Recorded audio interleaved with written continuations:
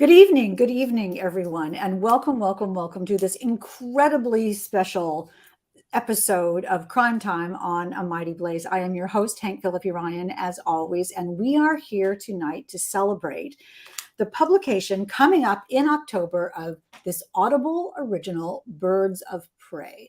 It's a fabulous collection of short stories that you will hear a lot about tonight, the inside scoop, how it happened, that it's published by International Thriller Writers as their fundraiser for the year. International Thriller Writers, the fabulous organization, pivotal organization that helps all of us who are writing any kind of crime fiction, has no dues. It's free to be a member of International Thriller Writers, and every year or so, they create a marvelous short story collection. This year it is called Birds of Prey, and that is how Thriller Fest keeps going. So no pressure, you all. But if you're part of Thriller Fest, or if you're part of ITW, or if you're part of the debut authors, or if you're part of International Thriller Writers Thriller School, this is how this continues. So I feel a little bit like a telethon, but that's not what it is. But underneath a little bit it is.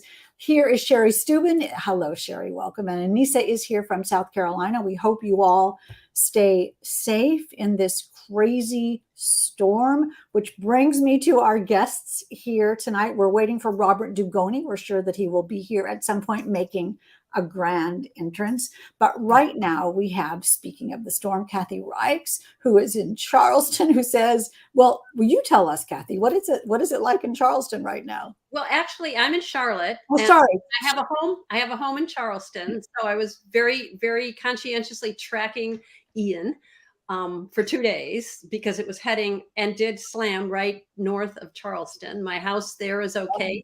Minimal beach erosion. So he's now making his appearance here in Charlotte. So we're having lots of rain and lots of wind, but so far that's it. I hope it's not appointment in Samara. I've got my sea towns mixed up a little bit, but I guess it makes some sense. And we're very thrilled that you are here tonight. You all know Kathy Reichs is the internationally best-selling author of the Temperance Brennan series and television show. She's a forensic anthropologist, brilliant, super best-selling author, and we are so pleased. When I look over here, I look at the comments. We will put up, here's your website, Kathy, so people can find out more about you, but I know they already know. We also welcome the fabulous, fantastic, super international bestseller, Heather Graham, who also has a story in the Audible original, Birds of Prey. Heather, where are you and how's the weather there? I am in Miami. And after several days, because it's a big thing about this storm, we are finally starting to have some very nice weather. But actually, Ian is huge. So as it moved around, the outer bands were hitting for days. But the worst I had was the 60-pound dog trying to crawl on my lap constantly. So he did not like the thunder and the lightning. So we're very lucky in Miami. And of course, very hopeful that, everybody down here helps everybody to the north, which I think we will. Yes, of course. We all work together. That is how this is supposed to be. Well, we're so glad that you both are here tonight working together with me on talking about the ITW Audible original Birds of Prey, which comes out October the 6th. It is edited by Harlan Coben and CJ Box. Doesn't get any more wonderful than that. Kathy, how were you invited to this anthology, and how did you respond when you got the email or phone call or whatever it was you got? I think it was an email, and I think it was from Harlan, and he said, do you want to contribute a story? I did the last one, which is called Matchup, where a female protagonist and author matched up with a male protagonist and author to do a short story. So I had done one with Lee Child, that book. So I think maybe he said we did a pretty good job or whatever. Anyway, I think Harlan emailed me, and I said, at first I thought, I don't know anything about Birds of Prey. What. But then the more I thought about it, the more intriguing it was. And I have had some. Oh, I have a funny story, actually. Okay, well, let me ask you about that, because I do want you It's interesting because what I wonder, Kathy, though, is so the fabulous Lee Child, you get an email from Lee asking you to write a short story. And of course, you're going to say yes because it's Lee Child and you're Kathy Reichs, and that's perfect. But Birds of Prey, Yeah. first of all, that's a wacky subject and sort of out of the box. Did you have any, and I don't want you to tell what it is yet, but did you think, how am I supposed to do that? Yeah, because I don't know anything about birds of prey or minimal about birds of prey. I wasn't even sure what they were other than, eagles and hawks and things. Well, we knew, and it's interesting because I have read many of the short stories in this fabulous, my computer is just flipping my pictures here now. I have read so many of the stories in this, and they are fascinatingly different. There is not one that's like another, and it really shows that that's a really fabulous choice of subject. Heather, who did you hear from about this short story anthology, and what did you think? I honestly don't remember, and I have been at every single Thriller Fest since the first one. I've been president. We always have co-presidents, so I've been co-president, and I love Thriller. I've done some of the most amazing things in the world through ITW. And I've done several of the anthologies that we've done. So I kind of honestly just don't remember. Well, you all know Heather Graham, the internationally super bestseller of so many novels. I asked her earlier how many novels she'd written, and she doesn't know. So, I mean, when you get to the point where you don't know, that is success, ladies and gentlemen. That is as best-selling of an author as anybody could possibly be, not to mention the queen of BoucherCon and the queen of New Orleans with new books coming out constantly. And we'll talk about that too. Well, I told you I had 5 children. So they're very expensive. You have to keep working. Other people do it another way, I have to say. So we are so pleased to have you both here this evening. So Heather, let's start with you. So you get this email from someone you don't remember. You just say yes because it was CJ Box or it was Lee Child. So of course that's going to be a big yes. How did you decide on what bird of prey you were going to use? Mine is kind of like Kathy's, because what I see constantly is I love the Keys. The Keys is like my reward for having, spent my entire life in South Florida. But every time you drive down to the Keys, you constantly see vultures everywhere. So I was thinking, vultures, I have to do vultures. Then I was like, yeah, but no, a vulture is a scavenger. It's not a bird of prey. So then I thought, oh my God, I'll do something majestic like the California Condor. So I picked my bird, I handed it in, and then found out that it's not a bird of prey either. Technically, it's also basically a scavenger, but mine is predator or prey. So you wind up with a few other things in there, which a lot of people actually did. I mean, birds of prey, we have an automobile in there, Falcon. So I think we've all been able to do a lot of interesting things with it.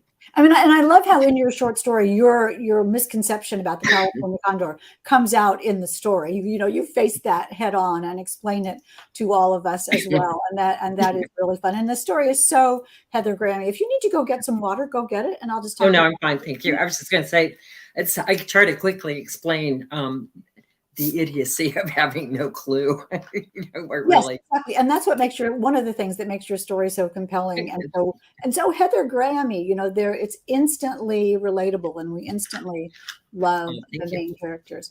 Kathy, what about you? Your story is called Owl. And talk a little bit about where they came from. I had 2 interesting encounters involving owls.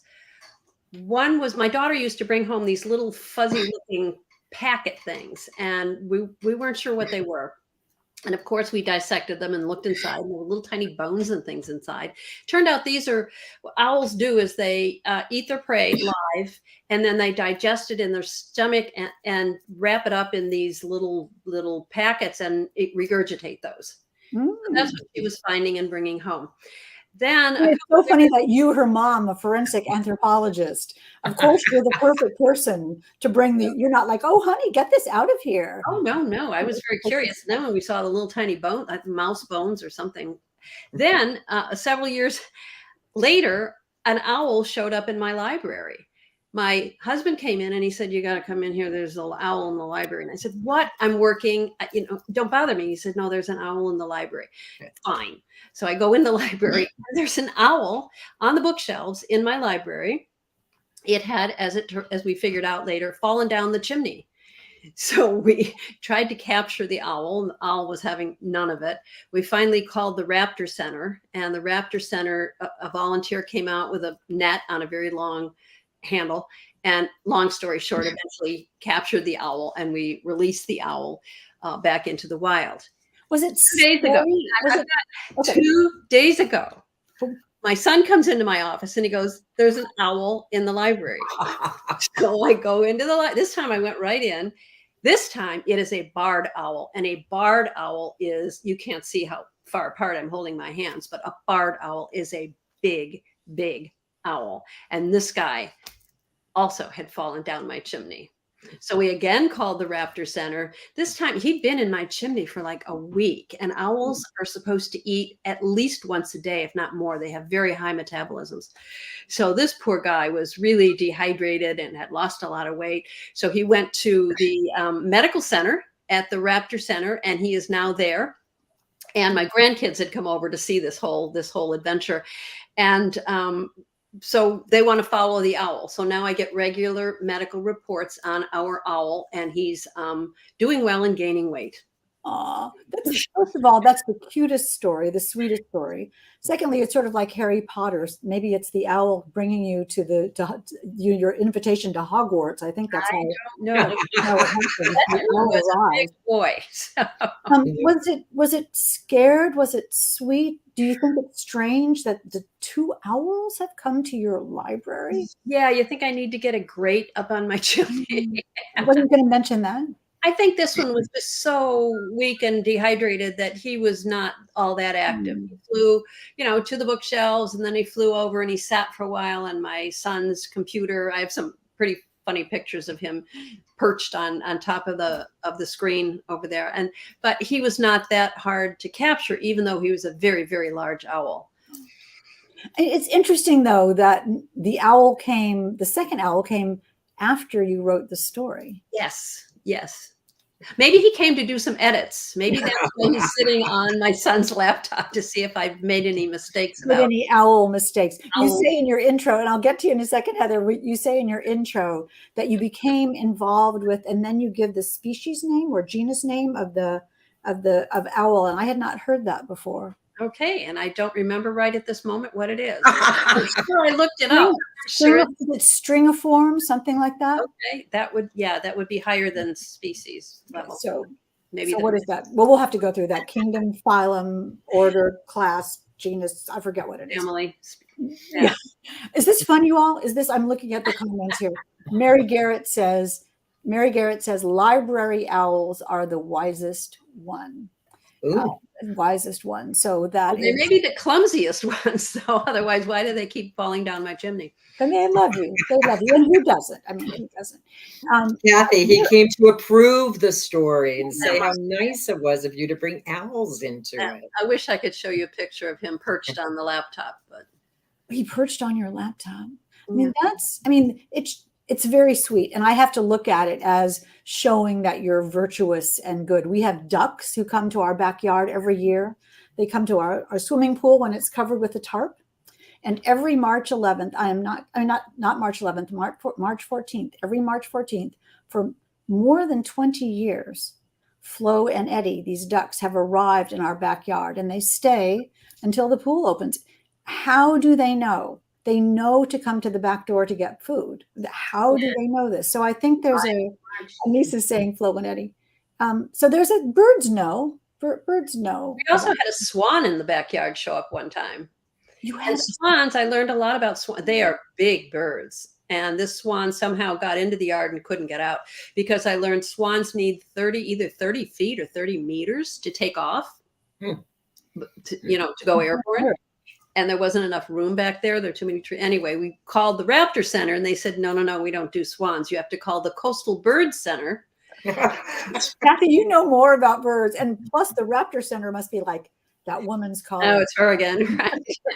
Anyway, they came, they got the swan, they put a sweatshirt on it so it wouldn't injure itself. And then they put it in the vehicle and took the swan off. A swan shirt, I think they call those. The swan Maybe. shirt. Yeah. So Heather, how did you decide in your story what was going to happen? Let's talk about writing. You know what I should do? I should tell you about my story a little bit, because I have a story in Birds of Prey. And someone is asking in the comments, how many stories are in this Audible original novel? And that is too hard. I don't know. I think I should look at the table of contents, but I didn't. But I'm guessing. Do you all know? I think it's about 20. Is it that many? I would have said 15, but Okay. I don't know. I think 15 is probably closer. Okay. So I'm just making it bigger, but it's marvelous. It's 15 or so short stories. And we can name off a lot of the people who are in it. Alison Brennan and Bob Dugoni, who still may arrive. The elusive Bob. And also Harlan wrote a fantastic introduction to it. And Kelly Armstrong is in it. And S.A. Sean Cosby is in it. Tess Gerritsen, isn't she in there? Tess Gerritsen, and I'm now blanking on them all. But you should look them up. Look it up in Audible Birds of Prey, wherever you buy your Audible books. It will list all of the marvelous authors in this book. So when I got the email, I think mine came from CJ Box, who asked me to be part of this ITW anthology. And of course, I said instantly yes. And then I closed the email and I thought, oh my golly, what am I going to do? So I was trying to make it be the most exotic, the most weird, the most unknown bird there could possibly be. So I looked up extinct birds, a bird that doesn't exist anymore, obviously. And I found the Haast eagle. And the Haast eagle was one of the biggest birds that ever existed, someplace in New Zealand or in that area of the world. And in legend, it carried off children from people who lived in the wild, and that's how it fed itself. And the Haast eagle supposedly became extinct because it couldn't feed itself. It was so big and needed so much food that it couldn't sustain itself. So I thought, ooh, that sounds like a corporation to me, some sort of corporate story, the Haast Corporation that was so big and ruled over humanity. And then the little guys had to stand up against this bird of prey that was preying on people. And I thought this was a brilliant idea, but I couldn't write it. I just couldn't make it work. For one of the first times, knock on wood, in my life, I sort of sat here at this very computer and thought, I don't know. I just don't know. And then very, very quickly, Anissa says, Audible says 11 stories. We rely on you, Anissa. Thank you so very much. That's so great. And someone says, Ivana Krishi, thank you, says, sounds interesting and pre-ordered on Audible. Yay. Oh, thank you. That is absolutely fantastic, Ivana. Thank you for doing that. That sort of brings tears to my eyes. Anyway, so quickly. So I went out into the living room and my husband was watching TV and he was watching Dr. Zhivago. And he's watched Dr. Zhivago 1,000,000 times. His daughter is even named Lara. So, and that's how much he loves the movie. So I said, sweetheart, are you watching Dr. Zhivago again? And he said, yes, I am. And I said, how many times have you watched Dr. Zhivago? And he said, I don't know. I could watch Dr. Zhivago forever. And I laughed and I said, yeah, you're going to be 150 years old and you're going to be sitting here in our study watching Dr. Zhivago over and over and over. And he said, well, that doesn't sound bad to me. And it was so touching, actually, to me. And I thought, could there be a story about someone who watches a movie over and over and over, and that's all they did was watch that movie over and over? And why would they do that? And what movie could that be? And this story just sprang into my head. But first I thought, what movie could that be? And I thought, what movie has a bird of prey? And I thought, Falcon and the Snowman. And then I thought, no, that is not the movie. And that is why my story, which is called Jailbirds, is about someone who watches the Maltese falcon over and over. So it was, this shows you all how different these stories are. Kathy, your story is very Kathy Reichs. Wonderful dialogue, really sinister, incredibly clever. I mean, so clever. Talk a little bit about what that story is.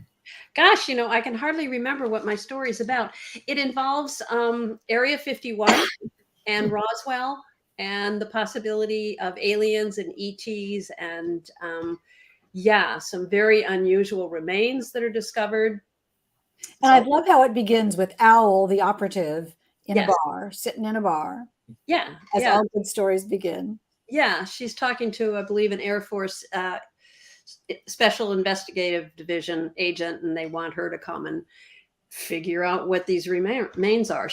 What is she? She's a pathologist, I think. She's training in animal pathology. That's it. Yeah, veterinary pathology. And they find out that she works for, and this is not giving it away, it's on page 1 of this fabulous story, that she works for Janet Airlines. Janet Airlines. I often my stories are triggered what we used to call in the Bones writers room, ripped from the headlines, and that is kind of a ripped from the headlines. I read about Janet Airlines. It stands for just another, something like neutral, nameless. Yeah, nameless, something like that, airline, and it belongs to the military, and nobody really knows what it's used for. So that figures into this. Just another. Well, I could look that up really fast, but I'm not going to. I'm totally immersed. I'm writing book 22 in the Temperance Brennan series. So I just quit doing that like 20 minutes ago. And so my brain is just another. Let's take a tiny little detour, you all. Do you mind? I'm looking at the comments. What's book 22 in the Temperance Brennan series? What is it? And when is it out? Oh, it's called The Bone Hacker. It'll be out next August. What can I tell you about it? It involves cybercrime, like hacking, and it also involves a serial killer. It takes place largely in the Turks and Caicos, and it involves someone who's killing young male tourists and hacking off their hands. See what I did there with the hacker and the hacking and the hack? Only Kathy Reichs. Only Kathy could do that. And so now Heather, what are you working on? I have, let's see, what am I working on? Like, usually it's 2 series. The one is based on the 4 Horsemen of the Apocalypse, and that is the hardcover series, which comes out once a year, usually in March. And so far it has been Danger in Numbers and Crimson Summer. And I'm not sure what it has a title, but I can't remember what it is. That will be out in March.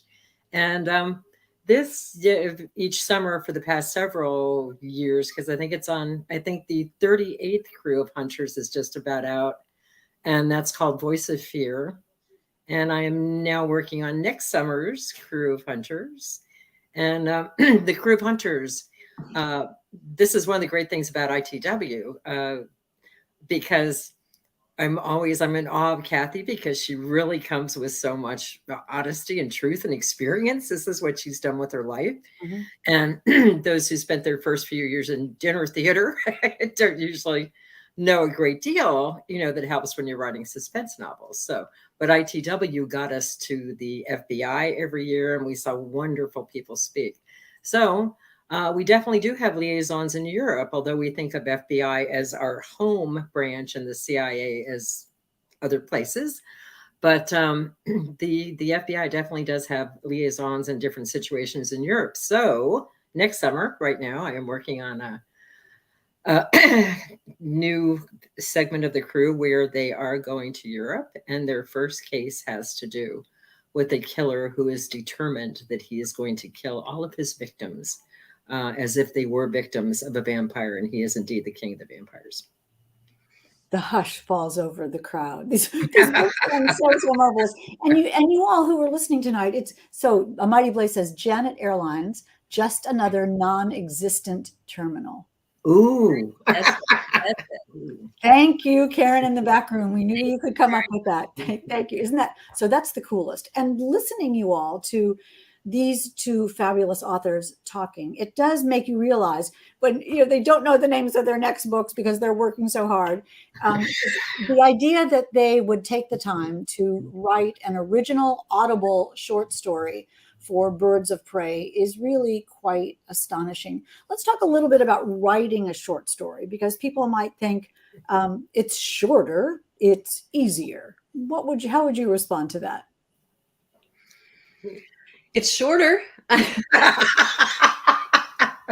It is shorter than a novel, so you've really got to keep it. You can't have lots of, in the writer's room, and we would talk about the A story, the B story, the C story, and same thing in novels. Usually you have your main story, which is your crime, and then your B story, which has something to do with the lives of the characters, and then maybe a C story going on as well. You can't do that in a short story. You've really got to stay focused on the main issue.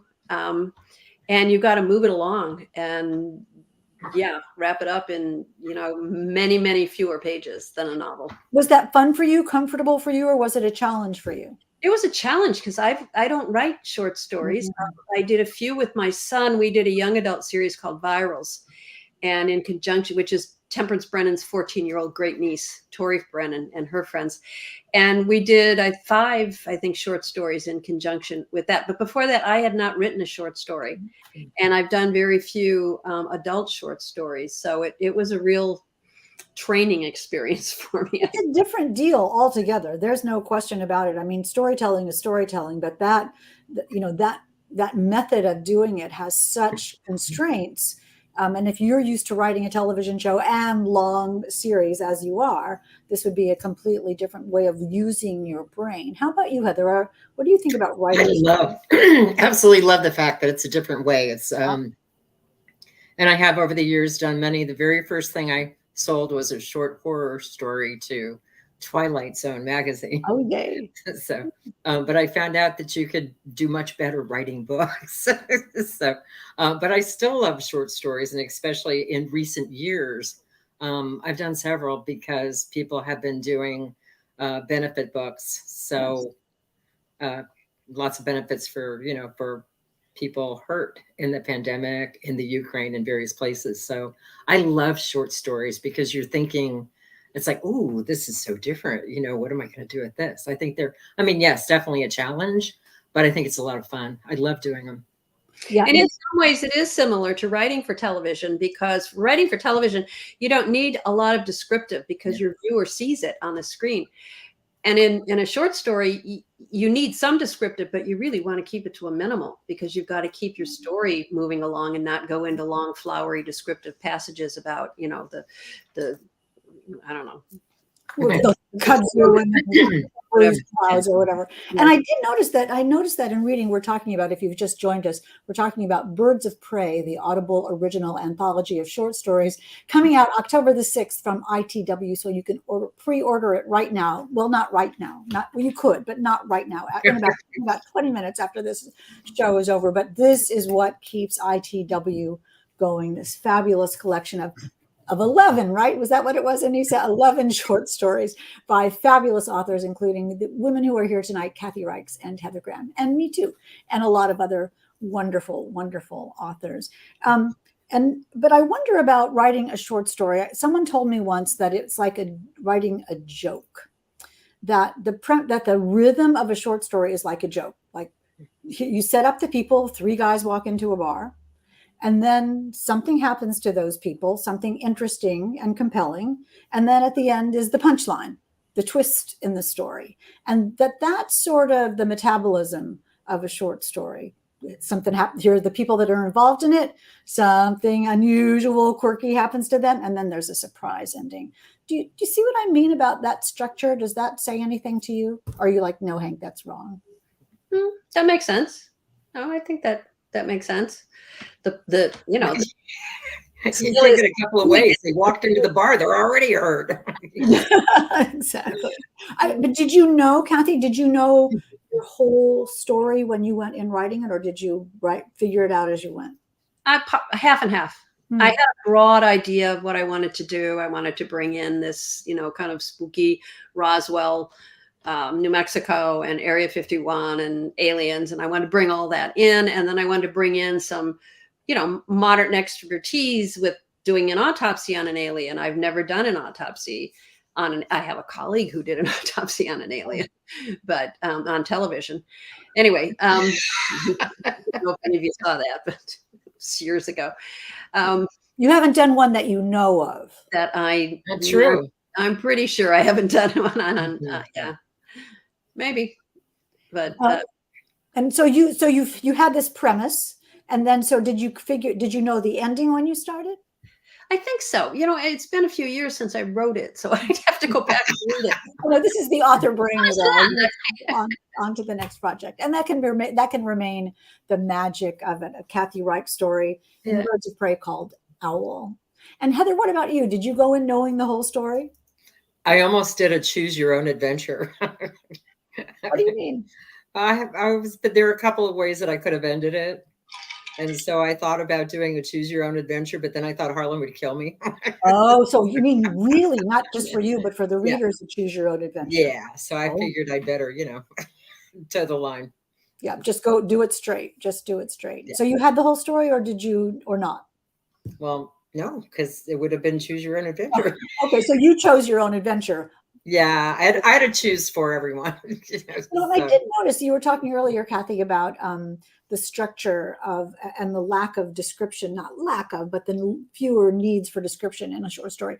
And I do see that both of your stories, and mine too, actually, coming to think of it, are very dialogue driven. Very dialogue driven. That rat-a-tat, fast back and forth, wonderful, punchy dialogue. Heather, is that fun for you to write? I like dialogue a lot. I mean, the one thing I never did any type of screen, but I definitely did playwriting, and it's very similar. You're writing dialogue, and I also think it's fun because you sit there and imagine what would somebody really say. The people that how do they act? And so I think I love dialogue. I think dialogue is lots of fun, and that we have lots of help with that because it's all around us all the time. And it's interesting because in your story too, I mean, the dialogue is so smart and so snappy, and we love the main character, and she's just great and honest and funny, and there's a little romance in it, and we won't go any further than that. But Kathy, let me ask you, I mean, you're the queen of dialogue. This is how, and your dialogue is just moves right along in these scenes. Talk a little bit about writing dialogue and how that works for you. Well, I like writing dialogue. I think for me, that's the most fun part, is doing the dialogue. And for me, each character has a distinct voice, and I hear it in my head when I'm writing the dialogue. I think, well, is that really something Skinny Slidell would say? And sometimes I write it to get the idea, the flow of the conversation, and then I have to go back and pepper each individual with different different expressions, words they might use, the way they might put together a sentence. So yeah, I do enjoy that. And I think it helps in setting apart your characters and giving your characters character. But both of your short stories are so cinematic. I mean, Heather, you're an actor. That has to have informed how you tell a story. Do you channel are you doing method acting when you're writing your characters? No. Okay. Yeah. No. I mean, I think Kathy is the same thing. You're visualizing it. You're seeing the people, you can definitely in your own, I shouldn't say I'm looking at the doorway and imagining things in it, but I mean, in your own head, you're seeing what these people look like. And sometimes too, that's one place where 5 children finally paid off. They brought home all their friends, they have, so now that, they're adults, I have friends, they've got friends who are detectives and U.S. Marshals and people. Oh, my favorite is a fabricator. She worked for the Stanley Studios, and now I think it's the Legacy Studios, but she brought me in to see the Geico pig right next to one of the worst freaking zombies I've ever seen. And, it's just fabricator, what's a fabricator? A fabricator. Oh, her job, one of her jobs, someone has to do it, is she's for, I just forgot his character. She's Robert Downey Jr.'s dresser for Ant-Man? No, What is he? I've seen the movie a million times. Why am I blanking? Iron Man. Iron Man. Iron Man. Thank you. Yeah. No. Yes. Among the three of us, we have one brain. You all. That's why Hey, we are happy. They say that's we a are very happy that real you are. thing because of the pandemic. So, you know, but yeah, no, but people do fascinating things. So for me, and I imagine a great deal, I can see a lot of people a lot of the time, or like I said, not in the, you know, not standing in front of me, not in the doorway, but kind of in your head, you see all of this going on. And for Bones, you have to imagine completely how Yeah. this will look and be, don't you, Kathy? Well, writing for, you mean the books or the, or Either one, both, either, both. you know, after the first, we had our cast of characters, we had our core characters. So, you know, I don't really have to imagine them, and you get to know them and what they would say and what they would do and what they wouldn't do. So you just have to, instead of creating the character, you have to stay true to the character throughout the series. Wonderful. Let me remind you all that we are giving away a copy of Birds of Prey, the ITW special fabulous anthology. We're giving away one copy to a lucky listener tonight. So do leave a question or leave a comment for Kathy or Heather or for me or for all three of us, or just general accolades, or just tell us how much you think this is going to be a fabulous book, and you will be right. And you will be entered to win a copy. As soon as it comes out, we will spin the wheel of fun. You'll see that in a minute and choose a winner. It's an audio book, you all. It's an audio original from Audible, and it is coming out only on Audible for the time being, at least. Because we knew, I think we knew, did we know that this was going to be only on Audible, only in audio? Did you think about that when you wrote your novel, either of you? I mean, your short story? I'm an idiot. I didn't. I mean, you didn't know, or you didn't think about it? Writing a short story. I was done, and I'm sure I was told, but I just went over my head. Do you want to write a short story for an Audible? Sure, I think it's Audible for 1 year. Okay. If I'm not mistaken. Nevertheless, I mean, the first people who hear our stories will, the first people who read our stories will hear them. Mm-hmm. Do you think about that, Heather, when you're writing? Did you think about it when you were writing for Audible? I think a lot of the time, getting back to talking about dialogue, because all three of us love dialogue. I think that definitely weighs in, but I don't know if it really changes the story.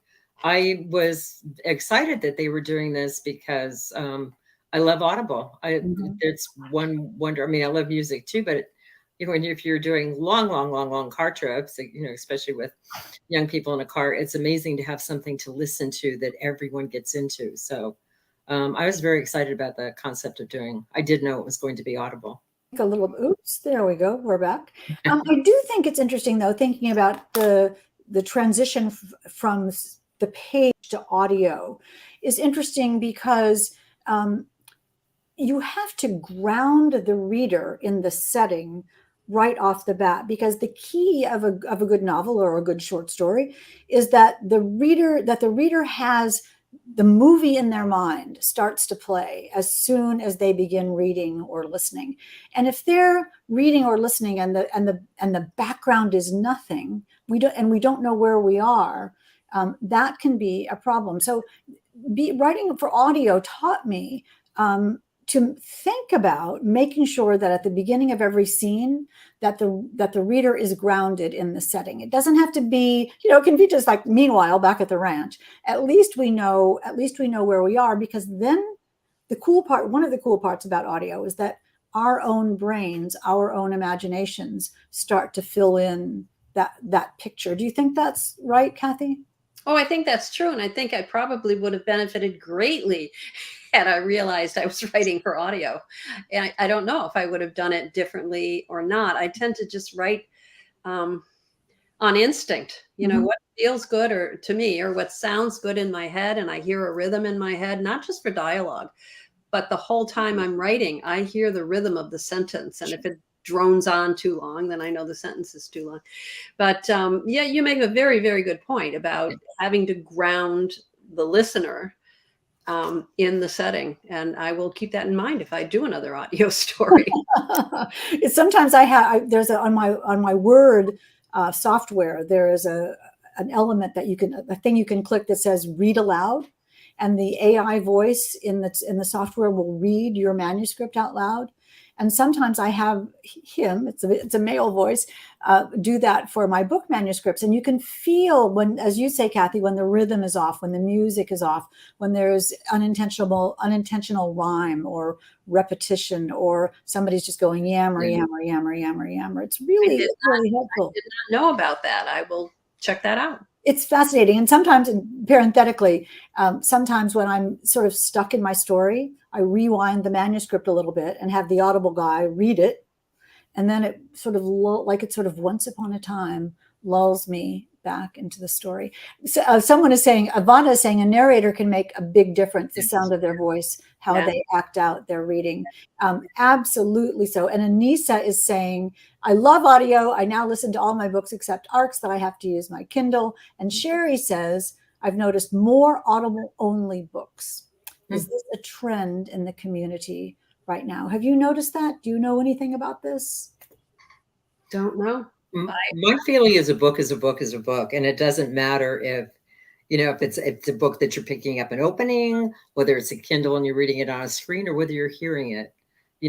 A story is a good story, and we all have our own ways of liking to receive the story. So, and then again, different things are, obviously, you can't read a book while you're driving, or you really shouldn't. I'm sure it's been tried, but definitely in Florida, if anywhere. But or Boston. Audible, for trips is fantastic. And then I know a lot of people prefer their pads or their computers, but I don't. I spend my life on a computer. I'd rather hold a book. I'd rather curl up on the couch with the book. Something like paper is more comfortable than an electronic device. So. But coming Audible, I think it's still the story. You've still got to go for the story. I wonder if it's just an expansion of the ways that stories can be delivered. When I know Audible does a lot of Audible originals, like Birds of Prey, the ITW anthology that we're talking about tonight, and it must be successful because we do hear so much about it. And I wonder if it's just some brilliant person said, "Hey, why do we need the paper?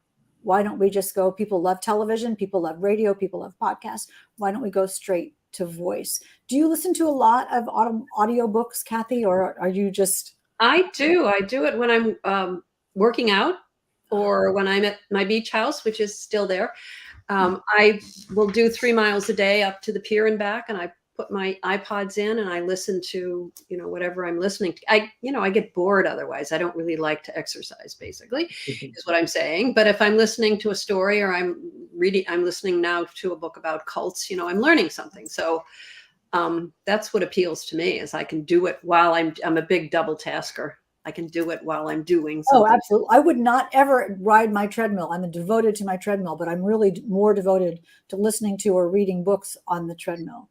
Yeah. And I know when a book is good when I forget to look at to see if my hour on the treadmill is up. I think, this has been successful. Or when there's a book when I think, I just want one more chapter, and I have my treadmill books and I can't read them anywhere else. So I have to keep working out in order to keep reading the book. And I love what you said, Kathy. I so agree, because you're also working. You're working out, but you're working. So it's just a super good use of time. We're almost running out of time. Speaking of time, is it still raining where you are, Kathy? It is raining. My cat just came in here for some comfort. He's upset either with the storm, or my son is temporarily living with me because he's undergoing renovation at a new house he bought, and he just got this little tiny kitten. So my cat is either stressed by the storm or really pissed off at me about this little kitten. But when I had one cat years ago, Lola, and I found a stray cat on the street when I was out running, and I brought him home, little Leon, who was so tiny. And Lola took one look at this interloper and went right into my closet and got into a shoebox with her haunches pooching out over the shoebox, and didn't get out for 2 weeks. And I had both of those cats for 14 years, and Leon and Lola never talked to each other. They acted like the other didn't exist. So Good luck to you with that. Good luck to you with that. I've got one question for both of you. Yes. I don't do a treadmill. I'm a swimmer and a diver. I haven't figured out how to take anything in with me yet. Okay. You're Yes, you probably better. on underwater headphones. Eventually, they probably will. But I was going to say that's one of the things I like about diving is nobody can call you yet. I'm sure if you were doing it professionally for someone, they'd have a way. But so far, it's just you. But You do actually, I diving? wouldn't mind a book. You do diving? Yeah. You mean underwater diving or like swan dive, double flip? I tried very hard not to swan dive because I'd probably hurt myself. No, diving, scuba diving. Oh, scuba diving. Okay. Yeah. I was seeing you. I thought you meant free. I was picturing the same thing. Okay, good. Oh God, no, not coordinated enough. All right. Scuba diving is very peaceful and you don't want to have a book when you're out. No, I do, but no. Well, do you know what they do make, which is really great? They do have some waterproof books where you can go in and you can identify all the different coral and you can identify all the different fish. So those are fun. Those are good. But you can't listen to them. You have to, they're picture books for grown-ups or children. And you just attach them to like your suit and then they're on a little chain or bungee and you open them? Or Yeah, you can just put a little thing on your wrist and take them with you. Yeah. Stuff you never knew, you all. Is this not great? Are you not happy that you came tonight? I don't know if we have any questions because I've been, at least Lola didn't destroy your shoes, says Pat Tiffany. That's great. Of course, that is true. That is true. Not that particular time, Pat, but other times he definitely has done that. I'm not sure. I know that Karen, our producer, Karen Belovich, thank you for being here tonight, has monitored to see if there are any questions tonight. We can take one or two of them, I think, looking at the time. How much guidance do the authors get? Are there guidelines or other constraints in writing these short stories for Birds of Prey? That is a brilliant question, Pat. What did you all get any guidance or anything? I don't think so. Beyond being told that, it's about a bird of prey, that's pretty much it, I think. And they were open to anything that we wanted to do. Yeah. I know Bob Dugoni, who, I hope he's okay. His short story is about a Ford Falcon, a car. And Sean Cosby is about owls, and Tess Gerritsen is about seagulls. And I think somebody has a peregrine falcon, maybe that's Allison Brennan, who became a real expert in birds as a result of that and loves them now. So did you get any guidance, Kathy? Did anybody call you and say anything but hurry up? No. Get those in on time. Would you do it? I'll do it. I wrote it, turned it in. It was really an honor to be able to do this. And I can tell you all that the Audible original Birds of Prey is every single story is different. And it was just really revealing and surprising and amazing to me how superly and superbly different these stories are. Do we have time for one more question, Karen? Is there one more? Who is our voicing the stories? Did you all get have you heard them? I would love to know who's reading mine, and I'd love to hear mine read, but I don't know. Do you, Heather? I have not heard them yet.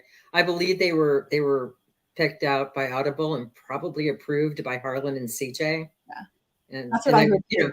I would trust them with my life, so I'll trust them with a narrator. Exactly. That's what I thought too. I mean, they are Audible books, Audible originals. And so if anybody knows who the most fabulous narrator actors are to voice our short stories, I trust them too. Absolutely. Isn't it funny that we haven't heard these? I am just really on tenterhooks to hear that. I guess we'll have to go get our copies like you all will as well. We are so out of time. You all. Let me finally, to close tonight, ask you, Kathy, first, and then Heather. How close is ITW to your writer heart, and how happy are you to be part of this Audible original? Oh, I'm thrilled to be part of it, to have been invited to participate. I love ITW. And I'm not just saying that. I belong to other professional organizations. And people in ITW really are mutually supportive. They really do help each other out. And it's just a really friendly, congenial, fun group of people. So I look forward to seeing everybody in wherever it is. Somebody look up, when is Thriller Fest? We should know this. We clearly didn't study. We clearly didn't study for this because we go to Thriller Fest, all of us, whenever it is. And it's in New York. It's always in New York. It's Sheridan, Fifth Avenue, New York. And it moved to like late May, away I from think it July. might be late May. Yeah. A much better time for me, so I can. Because it used to be July the 4th or something like that, Something right? terrible, and that's my birthday. You know, yeah, it was right at the time of my birthday, also. So getting away from the grandkids. Is Kathy, you were supposed to think of it as a huge party for you. yeah, explain that to the 6 grandkids. Yeah, no, I know. That's adorable. Heather, what about you and ITW? Well, I think I said it. I've been to every single conference since it began. I have served as co-president. I absolutely love it. And again, I don't belong to anything where I'm not totally impressed by other writers, fiction writers. I don't know too much about academia, but I know that fiction writers are the most generous, warm, wonderful people. And I really encourage beginners to connect, because there's so much you learn from connecting. And, you know, I know people who are shy, but no, the authors are always happy to talk to them. So there are so many amazing stories about careers that have changed at Thriller Fest. When you're walking down the hall and meet just the right person who will change your life, or here you go to a session and hear just the right person telling you something in a seminar, or just you walk into the bar or walk into the restaurant or walk into the lobby and see the person you've always wanted to meet for your entire life. And then, you know, within a couple of hours, you're best friends. Thriller Fest is quite amazing, as are all of the classes and all of the seminars and all the sessions that ITW has. And they would not be able to, and I know I'm sounding a little bit like a telethon, they would not be able to continue that free membership is the word I'm searching for so unsuccessfully. Free membership without the backing of all of you who are purchasing Audible Originals Birds of Prey, which comes out October the 6th, but it is absolutely available for pre-order, and you can go get it in about a minute if you don't win the giveaway. And you can, if you win the giveaway, you can buy one too as a gift, because that would be very nice giving back. Let's spin the wheel of fun and see who is going to win a copy of Birds of Prey. Do you love this? This is my favorite thing, that the wheel spins. We'll see who will win a copy, and hope it doesn't say A Mighty Blaze. Linda Olds-Burrell, that's marvelous. Congratulations, Linda. And we will have Karen, the producer in the back room, connect you with me, and I will make sure you get a copy of the book. And the rest of you, you know what to do. Go out and look for the Audible original Birds of Prey wherever you buy audiobooks. It is marvelous. We are so honored to be part of it. Kathy and Heather, I couldn't be happier and more honored to be able to chat with you tonight. I've learned a lot. And I'm so grateful that you've taken this time to share this all with us. And all of you, when I look over here, I'm looking at my Sherry's one last question. Is Thriller Fest for authors, readers, or both? We welcome you all to Thriller Fest, and the three of us and more will see you there. And we will see you next time on Crime Time. Until then, stay safe, you all, and keep reading.